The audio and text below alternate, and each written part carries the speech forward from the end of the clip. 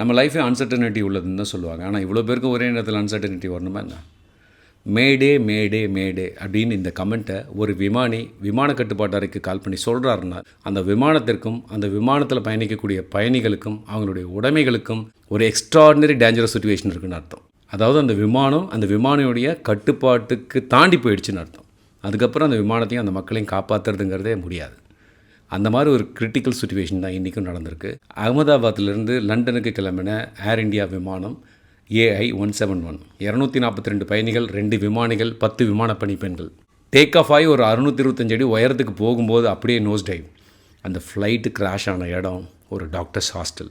அந்த பில்டிங்கில் விழுந்ததில் அந்த பில்டிங்கே உடஞ்சி போய் உள்ளே நிறைய மாணவர்கள் இறந்துருக்காங்க, விமானத்தில் பயணித்தவங்க இறந்துருக்காங்க. இந்த ஆக்சிடெண்ட்டுக்கு உள்ளான இந்த விமானம் இருக்குல்ல, இது வந்து போயிங் 787 ட்ரீம் லைனர். இது வந்து ஒன் ஆஃப் த சேஃபஸ்ட்டு ஃப்ளைட்னு சொல்கிறாங்க. பட் அப்படி இருக்கக்கூடிய ஒரு ஃப்ளைட்டில் ஒரு கிரிட்டிக்கல் ஹைட்டில் இருக்கும்போது சடனாக பவர் டிஸ்கனெக்ட் ஆகுதுன்னா என்ன நடந்திருக்கும்? யாராலையும் நம்ப முடியல. இதுக்கு பின்னால் என்ன நடந்துச்சுன்னு தெரில. டெஃபினட்டாக இன்வெஸ்டிகேஷன் போவாங்க. டெக்னிக்கல் நெக்லிஜென்ஸ் இருந்ததா, ஹியூமன் நெக்லிஜென்ஸ் இருந்ததாங்கிறதெல்லாம் தெரிய வரும். என்ன தான் தெரிய வந்தாலும் போன லைஃப் போனதானங்க. எனக்கு என்ன தோணுச்சுன்னாங்க, இந்த விமானத்தில் பயணித்தவங்களோட மனநிலை எப்படி இருந்திருக்கும்? எனக்கு இந்த மாதிரி ஒரு அனுபவம் இருக்குது. 2006 வந்து நான் செஷல்ஸ் போயிருந்தேன். ஃபஸ்ட் டைம் ஒரு இன்டர்நேஷ்னல் ட்ரிப்பு. அந்த செஷல்ஸ்லேருந்து மால்தீவ்ஸ் வந்து, மால்தீவ்ஸ்லேருந்து துபாய் வந்து, துபாயிலேருந்து இந்தியா வரேன். அப்படி ஒரு கனெக்டிங் ஃப்ளைட் போட்டிருந்தாங்க. அப்போ அந்த மால்தீவ்ஸ் வரைக்கும் வந்துட்டு மால்தீவ்ஸ்லேருந்து ஒரு ஃப்ளைட்டு அது வந்து துபாய் வருது.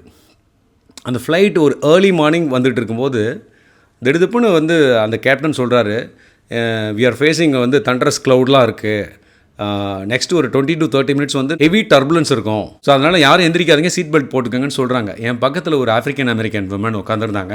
அவங்க அழ ஆரம்பிச்சிட்டாங்க, ஜீசஸ்கிட்டலாம் ப்ரே பண்ண ஆரம்பிக்கிறாங்க.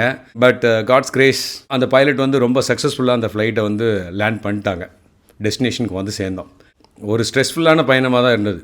அந்த ஒரு எக்ஸ்பீரியன்ஸ் வந்து என்னால் கனெக்ட் பண்ண முடியாது. அந்த ஃப்ளைட்டில் போகும்போது எக்ஸ்ட்ரானரி சுச்சுவேஷன் வந்தால் என்ன ஆகுங்கிறது வந்து என்னால் ஃபீல் பண்ண முடிஞ்சது. இந்த நேரத்தில் நாம் என்ன பண்ணலான்னா, இந்த விமான விபத்தில் இறந்து போனவங்களுடைய ஆத்மா சாந்தியடைய பிரார்த்தனை பண்ணிக்கலாம். இதுலேருந்து யாராவது மிராக்குலஸாக பொழைச்சி வந்தாங்கன்னா அவங்களும் சீக்கிரமாக ரெக்கவர் ஆகிறதுக்கு ப்ரே பண்ணிக்கலாம். கமெண்ட்ஸில் நீங்களும் ப்ரேயர்ஸை போடுங்க.